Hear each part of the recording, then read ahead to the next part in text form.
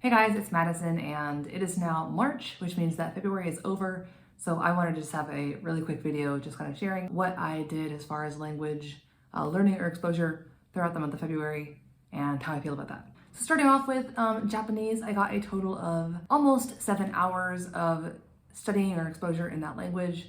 All of it, I guess, was actually studying. 5 hours of that ish was from Duolingo, which spread out over the month means it was, around like 10 minutes ish a day. And then the other almost 2 hours was from Satori Reader, which is that app that I use to study like grammar and short story kind of things as well. I've mentioned this before, but I have a kind of temporary premium subscription at a discounted rate that I got way back in Black Friday of last year.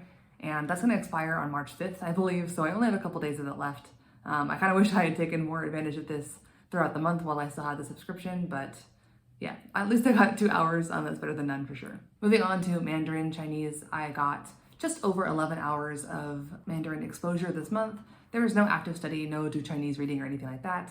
It was just at the very end of the month, actually, just over a couple days, I watched a few episodes of a couple different dramas, and that's where those 11 hours came from. But yeah, it was not spread out throughout the month at all. It was kind of just concentrated at the very end of February.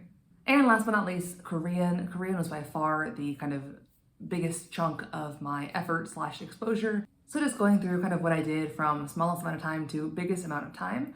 I listened to just a couple of those crime podcasts I've mentioned before, and that was just over an hour of time. I also had a couple of times where I met up with friends and chatted. One time just very briefly for like 10 minutes, I talked to a lady while I was playing tennis, which I mentioned in, I guess it was my last video. And the other 3 hours of that time, I have a friend who's starting his postdoc at the university where I work. And so he had new benefits and stuff that he was signing up for. And so he asked me to help him. So for 3 hours, we went through some of those benefit documents, signing up for insurance and stuff together, me kind of talking him through it in Korean, which was quite an interesting experience since I'm not great at understanding like benefits and stuff myself in English. And so trying to then kind of translate those things and give advice in Korean about them was interesting, definitely a challenge. But yeah, definitely that just over 3 hours of talking was much better than January. Again, 3 hours for a whole month is not as much as I'd like to get as far as talking exposure. I've really been a hermit these last few months, have not gone out very much or made an effort to get out, but I'm definitely trying to make more of an effort in March and kind of moving forward for the rest of the year to get out more and talk to my friends more. And that will naturally increase my speaking time here as well. The next thing I did in Korean was also an active thing, and that was reading. I was reading through this book. I was actually rereading it. I read this last year as part of one of my reading challenge videos. I'm kind of sort of half-heartedly doing a Twitter challenge of like reading a book per month this year, and since February was a short month, the challenge was to read a book under 200 pages. Yeah, this was the only book that I had that was under 200 pages, but last time I read it, it was very quickly. I read it all in one day, I think, which took several hours, and I wasn't looking up any words.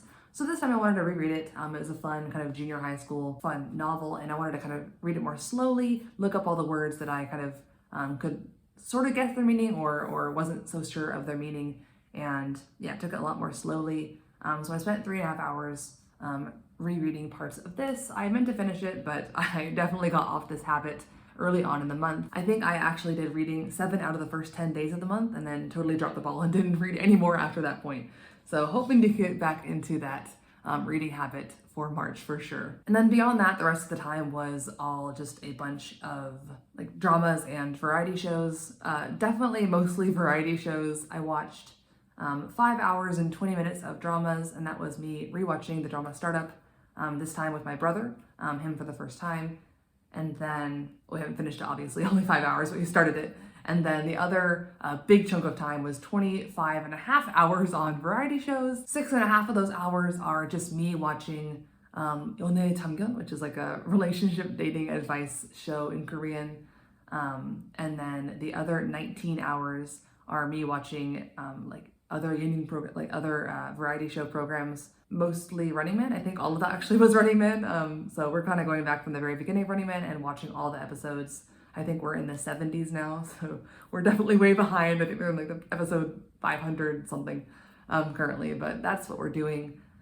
We've kind of made it a habit to watch an episode of things while we eat dinner, whereas before we kind of just be each doing our own thing. I'm glad that we now have this thing that's kind of bonding time and also language exposure. So yeah, that's all my Korean studying and use and exposure time, which altogether totals up to almost 39 hours. So definitely, again, like I said, much more time spent in Korean this month than the other two languages. And yeah, altogether with Japanese, Mandarin, and Korean, that's almost 57 hours spent in the language. I think January actually might have had more time overall, just because at the very beginning of January I was binge watching a lot of Chinese dramas. But the way I feel about this past month is a lot more positive. I don't know, I felt like in January, I don't know, I felt very disappointed the entire time, even though I did a decent amount throughout the month.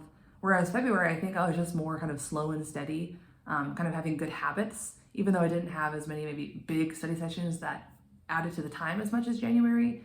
I was kind of happy with the slow and steady, having those habits every day, that kind of style of language exposure. So yeah, I don't really feel like it was like an amazing month, but I also don't feel like it was a disappointing month either. If you think about it, February had 28 days, just over 56 hours, so over 2 hours a day on average spent in languages. That's pretty good, especially since it felt like kind of a busy month in terms of work and everything as well. So I'm pretty happy overall. Moving into March, I've already mentioned I kind of have a few goals, like to get back in the habit of reading in Korean and to kind of get out of the house more and talk more to my friends, which will also help increase my Korean speaking time.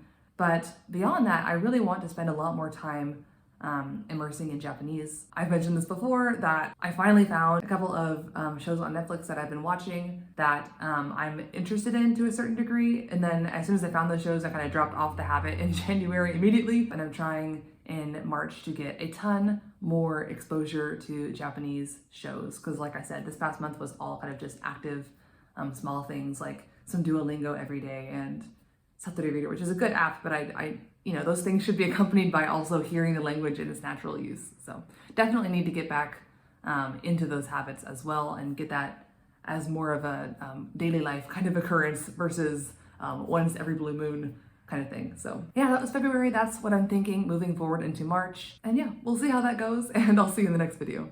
Annyeong.